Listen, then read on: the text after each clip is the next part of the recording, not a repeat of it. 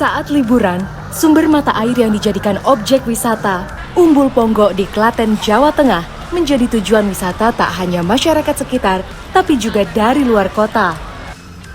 Dari desa tertinggal yang dulunya jadi tempat pemandian hewan ternak, Desa Ponggo bertransformasi menjadi salah satu desa wisata inspiratif di Indonesia. Lalu bagaimana kisah sebuah desa yang kini menghasilkan miliaran rupiah per bulan hanya dengan mengandalkan sumber mata airnya?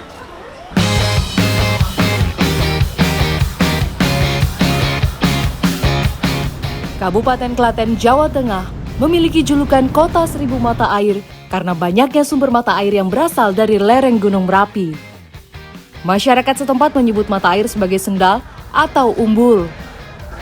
Menurut data Badan Pusat Statistik BPS, setidaknya ada 174 mata air di Kabupaten Klaten. Salah satunya yang paling terkenal adalah Umbul Ponggo. Tim Indonesiaku mengunjungi Umbul Ponggo yang berada di Desa Ponggo, Kecamatan Polan Harjo. Nih temenku, kayaknya nih si Ega juga lagi sama kayak saya deh, salvok, dia ngambilin ikan-ikan yang ada di kolam ini yang berenang bareng sama pengunjung, betul ya nggak sih? Iya, tapi ini ikan tuh buat ngebersihin lumut juga ya Mbak ya? Jadi salah satu pengendali lumut itu adalah ikan, dan itu adalah lumut alami yang tidak menimbulkan ekses yang kimiawi maksudnya gitu. Nah kalau pintu air keluar itu dibuka, mereka nggak lepas, Mbah? Dia tidak lepas, karena karakter ikan yang sehat itu dia akan selalu melawan arus atau menuju ke mata air, bukan turun ke bawah. Warga setempat mengubah Umbul Ponggo menjadi destinasi wisata air yang unik, mulai dari latihan menyelam, snorkeling, hingga swafoto di bawah air. Kolam renang alami yang berukuran sekitar 50 x 25 meter inilah yang sukses menjadikan Desa Ponggo surga wisata air. Dengan debit air yang mengalir bisa mencapai 13.000 per liter per detik atau setara kebutuhan pengairan sawah terhadap 16.000 hektar lahan. Nah ini ternyata pintu keluar yang mengatur sirkulasi air yang ada di dalam Umbul Ponggo ya Mbah ya.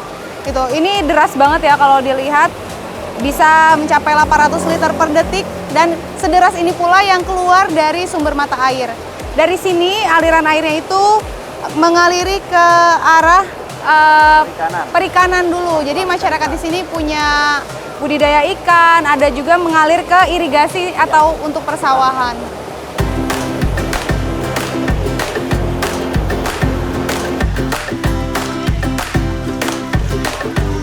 Sebenarnya, ada banyak sumber mata air di sini selain Umbul Ponggo, yakni Umbul Besuki, Umbul Sigedang, Umbul Kapilaler, serta Umbul Cokro. Ya, desa yang ada sejak zaman Mataram kuno ini memang memiliki sumber mata air yang berlimpah sejak dulu. Secara topografi, wilayah Desa Ponggo memang diapit oleh dua gunung berapi besar, Gunung Merapi dan Gunung Merbabu. Awalnya, Umbul Ponggo hanya dimanfaatkan untuk irigasi sawah, namun sumber daya air yang berlimpah akhirnya dijadikan inovasi pengembangan wisata oleh warga dan pemerintah Desa Ponggo. Kalau di akhir pekan kita 1000-an ya, tapi kalau hari biasa di weekday kita berkisar 200 sampai 300-an orang. Kalau di Umbul Ponggo ini nggak rata, ini karena natural, jadi sekitar 1,5 sampai 3 meter. 1,5 di pinggir aja, kalau 2 sampai 3 meter di tengah sampai di mata air. Keberhasilan masyarakat dalam mengelola potensi sumber daya air membawa Ponggo menjadi desa mandiri. Tak heran, Desa Ponggo kini menjadi salah satu desa terkaya di Indonesia. Siapa sangka, desa yang kini menawan sebagai kawasan wisata dulunya merupakan desa termiskin di Kecamatan Polan Harjo, Kabupaten Klaten, Jawa Tengah. Pada tahun 2000-an, Desa Ponggo hanya memiliki pendapatan senilai 17 juta rupiah per tahun.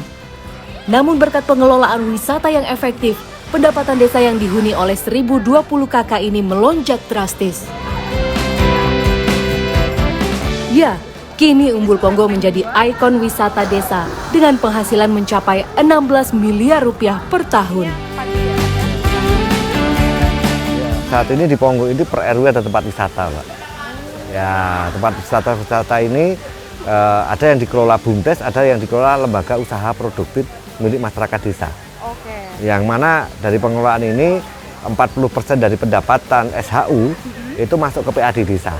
Jadi kalau kami merasa kami karena berangkat dari pemberdayaan, otomatis SDM yang kami mengelola dari BUMDes dan LUPMMdes ini memang sebenarnya harus dikelola oleh orang profesional ya, yang mana di bidangnya. Karena kita bergerak di wisata ya, mereka sebenarnya harus dipegang oleh profesional pariwisata. Pengelolaan wisata di Desa Ponggok memang tampak profesional dan semua pendapatan dipastikan untuk memenuhi kebutuhan masyarakatnya. Seperti program khusus yang dirancang pemerintah Desa Ponggok, yaitu pembayaran BPJS Kesehatan seluruh warga dan program untuk lansia maupun anak-anak. Namun, butuh waktu kurang lebih 10 tahun bagi Desa Ponggok untuk bangkit dari keterpurukan. Dimulai dari pemetaan potensi, kebutuhan, dan masalah untuk bahan acuan dalam menyusun perencanaan yang mendapat pendampingan dari mahasiswa kala itu. Ya, ini yang menjadi kendala kami memang untuk kita mau mengejar standarisasi di dalam pengelolaan ini, makanya kami bikin program satu rumah satu mahasiswa. Nah, yang mana mahasiswa ini kami harapkan nanti setelah lulus mereka bisa menjadi pengelola-pengelola yang ada di BUMDes ini.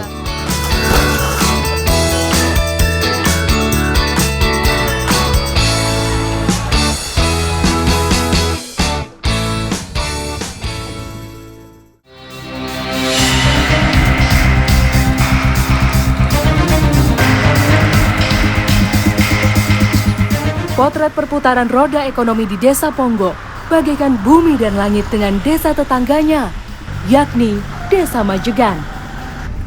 Meskipun berbeda kecamatan, namun secara jarak tempuh hanya berkisar 2 km dari Ponggok. Jika musim kemarau tiba, desa ini kerap mengalami kekeringan lahan hingga menyebabkan para petani gagal panen. Keberadaan sumber mata air di sini tak seperti di Desa Ponggok. Desa Majegan memiliki jumlah penduduk 2 kali lipat dari Desa Ponggok, sekitar 4.900 jiwa. Rata-rata warga Majegan menggantungkan hidup mereka dari pertanian. Oh gitu. Saya berkeliling desa bertemu petani, didampingi Pak Hartono, salah satu kepala dusun yang ada di Desa Majegan. Pertanyaan besar menggantung di benak saya, bagaimana sistem pengairan di sini? Sampai jam berapa biasanya? Kalau air di sini kan tidak semelimpah di tetangga di Ponggok ya Pak. Iya. Nah itu gimana pengairannya Pak? Kalau musim kemarau mungkin susah nggak sih Pak? Ya kalau kemarau itu terpaksa kita mompa kan. Pakai alkon, kalau enggak beli pakai yang pakai mersible gitu kan. Ini kisaran 5,5 patok. 5,5 patok tuh berapa hektar? 1 hektar seperempat. Ternyata, saat kemarau kawasan ini sulit air. Satu-satunya usaha yang bisa mereka lakukan hanyalah bergantung pada pompa air untuk mengairi lahan mereka. Kuning ya Pak? Karena selama ini pengairan sawah di Majegan hanya berasal dari satu sumber, yakni Bendungan Wajong. Sumber air yang berjarak 5 km dari Desa Majegan, bahkan berada di perbatasan Klaten dan Boyolali. Kenapa tuh Pak bisa berubah warna? Karena itulah, mereka berupaya agar sawahnya tetap bisa menghasilkan dengan membuat sumur kecil dan memasang pompa air. Masih kok. Nah ini salah satu sumber mata air kecil disebutnya ya Pak. Ada tersebar beberapa spot sumber mata air yang kecil, kurang lebih kedalamannya 45 meter. Tapi menurut Bapak dan warga sini airnya ini agak cenderung bau besi gitu ya. Coba ya Pak, saya agak cium ya. Ya. Oh lengket Pak. Tadi cuma untuk pengairan sawah aja. Iya, jadi ini hanya untuk pengairan sawah, kurang lebih untuk cukup 7 hektar ya Pak ya. Bukan untuk air dikonsumsi ya Pak? Enggak boleh.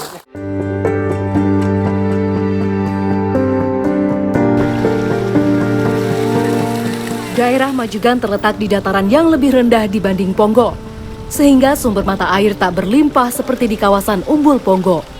Meskipun secara wilayah, mereka sama-sama berada di kota 1001 Umbul.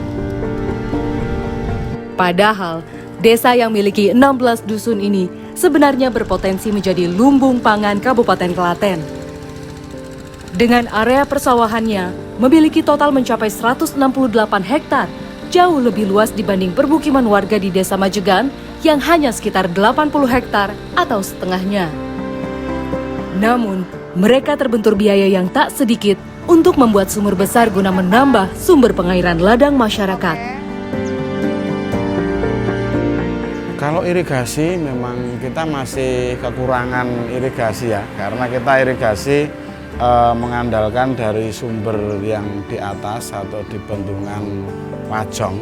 Dari lahan kita itu kita hanya mendapatkan giliran irigasi itu kurang lebih sebulan sekali ya, atau 28 hari sekali. Jadi kurang untuk irigasi yang ada di wilayah kita. Untuk menambah irigasi dari jatah aliran irigasi itu, tentunya kami juga memanfaatkan sumber-sumber mata air kecil yang ada, ataupun juga sumber-sumber irigasi dari sumur-sumur itu.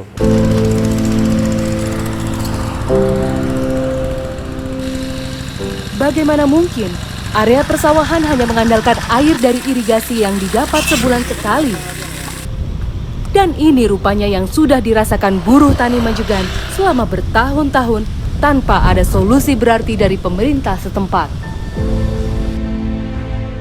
Selain mengalami masalah air, para petani di Majegan juga terkendala dengan banyaknya hama di ladang yang mereka garap untuk komoditas lain seperti jagung dan buah-buahan. Tak jarang, 1 hingga 2 musim yang seharusnya panen raya terpaksa gagal panen lantaran habis dimakan tikus.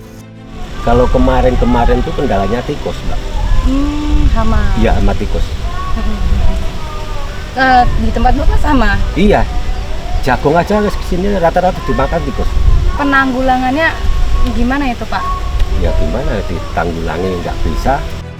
Akhir-akhir ini kita masih mengalami kendala hama tikus lah. Kemarin waktu tahun ini kita hampir 1 musim, ada yang 2 musim itu habis. Tampaknya baik petani maupun pemerintah Desa Majegan sudah kewalahan dengan keberadaan hama ini. Sudah terlanjur, sana sudah dimakan. Berbagai upaya pernah dilakukan, seperti memasang perangkap, tapi belum ada satupun yang benar-benar berhasil. Nah, ini salah satu yang kami temukan, jagungnya sudah dimakan tikus seperti ini, diserang sama hama, dan padahal ini sekitar 1 bulan lagi sudah masuk musim panen. Yang lebih mengenaskan itu di musim panen lalu sekitar 75% petani jagung di Desa Majegan ini gagal panen ya Pak, karena adanya hama ini. Hingga kini, permasalahan hama di ladang tak kunjung menuai solusi. Kerugian yang ditaksir akibat gagal panen mencapai lebih dari 200 juta rupiah tiap musimnya. Berkali-kali rakyat merugi.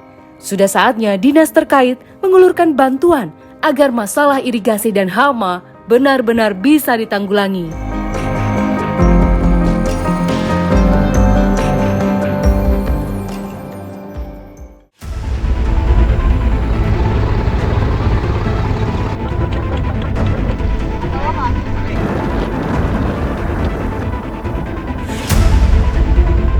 Nah, ini berhasil dapat tripang.